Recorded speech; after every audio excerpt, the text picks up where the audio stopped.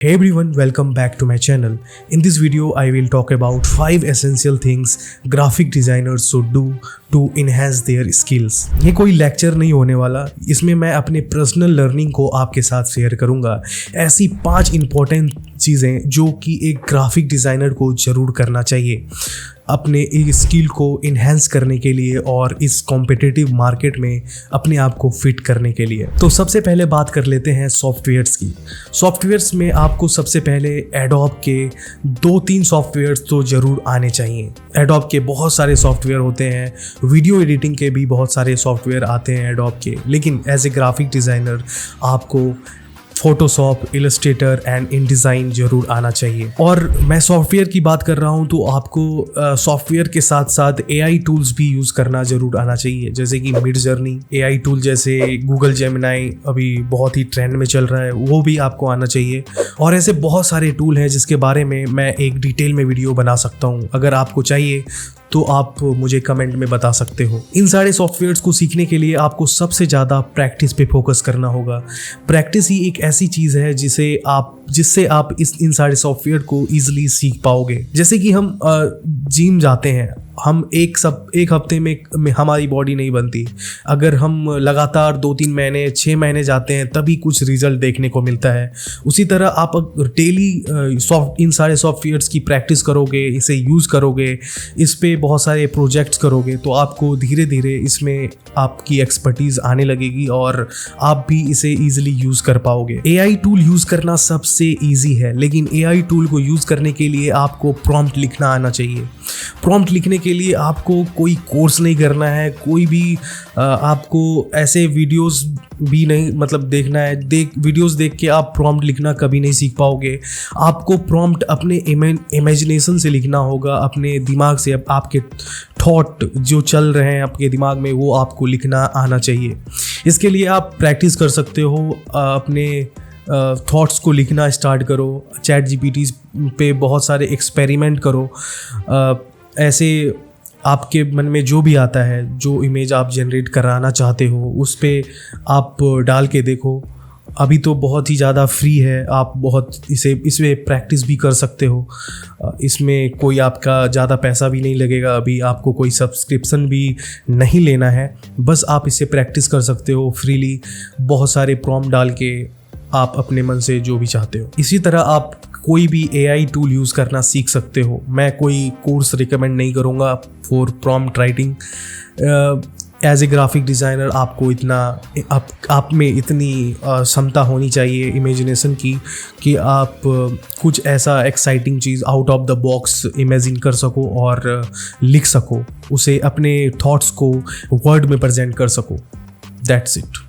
अगर आप चाहते हो कि मैं AI प्रॉम्प्ट राइटिंग पे भी एक अलग वीडियो बनाऊं तो मैं उसे भी बना दूंगा, लेकिन मैं उसमें ऐसे आपको word to word AI prompt लिखना नहीं सिखाऊंगा। मैं उसमें बस आपको गाइड कर दूंगा कि एक AI प्रॉम्प्ट में क्या क्या होना चाहिए और क्या नहीं, आप कैसे प्रॉम्प्ट डालोगे जिससे कि आपको बेस्ट रिजल्ट मिल सकता है, और आप कैसे प्रॉम्प्ट डालना अवॉइड कर सकते हो इन ChatGPT and many AI tools. तो दूसरी सबसे इंपॉर्टेंट चीज़ हो जाती है टाइपोग्राफी एंड डिज़ाइन फंडामेंटल्स।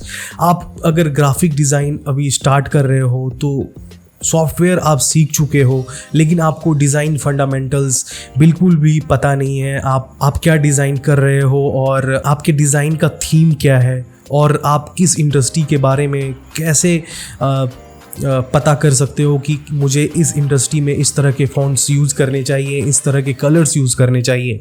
अगर आप कोई फूड पोस्टर बना रहे हो और उसमें बहुत ही म्यूटेड सा कलर आप यूज़ करोगे तो वो कभी भी अट्रैक्टिव नहीं लगेगा। वो कभी भी आप अगर किसी क्लाइंट के लिए ऐसे पोस्टर डिज़ाइन करके दोगे जिसमें आप किसी भी फूड प्रोडक्ट की एडवर्टाइजमेंट क्रिएटिव बना रहे हो और उसमें आप बहुत ही म्यूटेड कलर यूज़ कर रहे हो, तो वो एक बार में ही रिजेक्ट हो जाएगा। फूड प्रोडक्ट में आपने देखा होगा, एज एग्जांपल मैं बता रहा हूँ कि येलो एंड रेड बहुत ही ज़्यादा यूज़ होता है, या तो ऑरेंज यूज़ होता है। तो इसी को हम डिज़ाइन फंडामेंटल्स कहते हैं कि किस इंडस्ट्री में किस तरह के कलर्स, किस तरह के फॉन्ट यूज़ होंगे जिससे कि हमारा डिज़ाइन और भी इनोवेटिव और एट्रैक्टिव लगेगा और उस थीम में हमारा डिज़ाइन अच्छा लगेगा।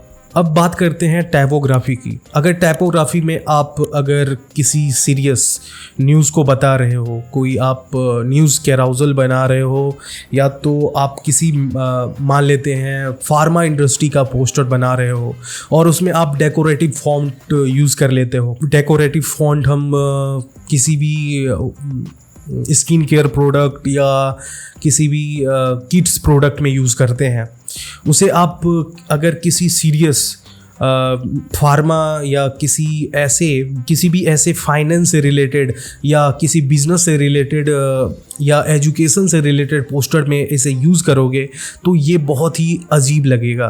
तो आपको डिसाइड करना होगा, आपको ये सीखना होगा कि मैं किस इंडस्ट्री के लिए कौन सा फ़ॉन्ट यूज़ करूं जो कि ज़्यादा बेहतर लगेगा। आप लोगों ने देखा होगा ज़्यादातर एजुकेशनल पोस्टर में ऐसे फ़ॉन्ट यूज़ किए जाते हैं। तो इस फ़ॉन्ट को आपने देखा होगा जैसे स्कूल्स के पोस्टर्स में, स्कूल के नेम में, स्कूल के बोर्ड पे ऐसे पोस्टर लिखे जाते हैं। अगर आपने कभी स्टूडेंट ऑफ द ईयर का ये पोस्टर देखा होगा तो आपने गौर किया होगा कि इसमें इन्होंने ये फ़ॉन्ट ही यूज़ क्यों किया, क्योंकि ये इस फ़ॉन्ट से पता चलता है कि ये कोई कॉलेज या इंस्टीट्यूट के बारे में है, स्टूडेंट्स ऑफ द ईयर, और उसी फॉर्मेट में वो लिखा हुआ है। अगर हम इस जगह पे कोई डेकोरेटिव फ़ॉन्ट या कोई सीरियस सा फ़ॉन्ट यूज़ करेंगे तो ये बहुत ही अजीब लगेगा।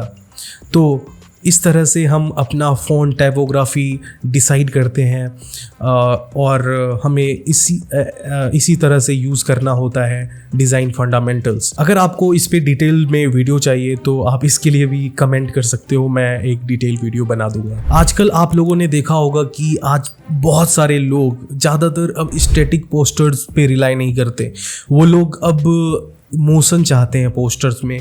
और एज ए ग्राफिक डिज़ाइनर आप सोचते होगे मुझे तो सिर्फ स्टैटिक पोस्टर ही बनाना है, मुझे कोई मोशन ग्राफिक डिज़ाइनर या बहुत ज़्यादा मतलब आफ्टर इफेक्ट ये सब भी सीखना होगा एज ए ग्राफिक डिज़ाइनर। तो ऐसा नहीं है, लेकिन आपको बेसिक मोशन डिज़ाइन करना ज़रूर आना चाहिए। आप इसे फ़ोटोशॉप में भी कर सकते हो, अगर आप कैनवा यूज़ करते हो तो उस पर भी कर सकते हो, लेकिन आजकल मोशन ग्राफिक करना बहुत ही इम्पॉर्टेंट हो गया है। अगर आप कोई भी लोगो जनरेट करते हो तो आप कोशिश करो कि उसे हम मोशन में कैसे दिखा सकें। तो इसके लिए आपको बेसिक आफ्टर इफेक्ट और मोशन ग्राफिक आना चाहिए, जिससे कि आप अभी के मार्केट में फिट हो पाओगे और लोगों के मतलब अभी जो ट्रेंड चल रहा है उसके हिसाब से आप अपने आप को इन्हेंस कर पाओगे। तो मेरा ये रिकमेंडेशन है कि आप ग्राफिक डिज़ाइन स्टैटिक पोस्टर तो बना ही रहे हो, उसके साथ साथ आप थोड़ा सा मोशन ग्राफिक डिज़ाइन भी सीख लो, आपके लिए बहुत ही ये इम्पॉर्टेंट होगा। ये पॉइंट सबसे इम्पॉर्टेंट पॉइंट है, क्योंकि आप बहुत अच्छे अच्छे डिज़ाइन बनाना जानते हो, आपने बहुत सारा डिज़ाइन भी बनाया है और बहुत सारे ऐसे पोस्टर बनाए हैं जो कि आपको लगता है कि वो मैंने बहुत ही अच्छा बनाया है और ये किसी भी क्लाइंट को देख के मुझे हायर करने का मन करेगा। तो इसके लिए आपको एक स्ट्रॉन्ग पोर्टफोलियो बनाने की ज़रूरत है। कभी कभी हमें पोर्टफोलियो बनाने में बहुत ही मतलब लेज़ी फील होता है, हम पोर्टफोलियो बनाना बहुत ही पोस्टपोन करते हैं।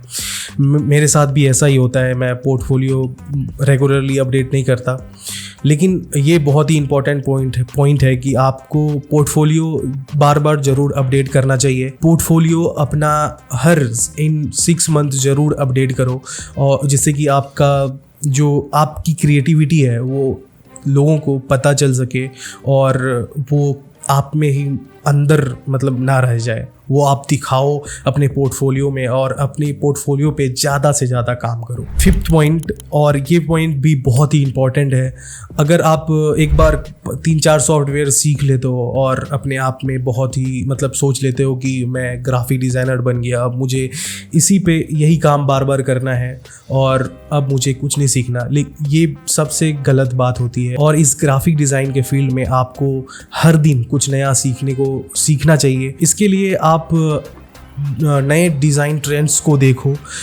इसे आप कैसे देख सकते हो, बहुत सारे क्रिएटर्स हैं जो ग्राफिक डिज़ाइन से रिलेटेड वीडियोस अपलोड करते रहते हैं। उनमें से अब मैं भी हूँ, और मैं भी आप लोगों को बहुत सारे ऐसे टिप्स और डिज़ाइन ट्रेंड्स के बारे में बताता रहूँगा, जिससे कि आप अपडेटेड रहोगे। तो आप मुझे सब्सक्राइब कर सकते हो ऐसे और वीडियोस के लिए, और अपडेटेड रह सकते हो इन डिज़ाइन ट्रेंड्स से। और अगर अभी मैं यही वीडियो एडिट कर रहा था और मुझे पता चला कि मेरा माइक लास्ट में डिस्कनेक्ट हो गया था, इसलिए मैं आउटरो अभी रिकॉर्ड कर रहा हूँ। तो ऐसे और वीडियोस के लिए आप मुझे फॉलो कर सकते हो, और हम मिलते हैं अगली वीडियो में एक नए टॉपिक के साथ। Thanks for watching.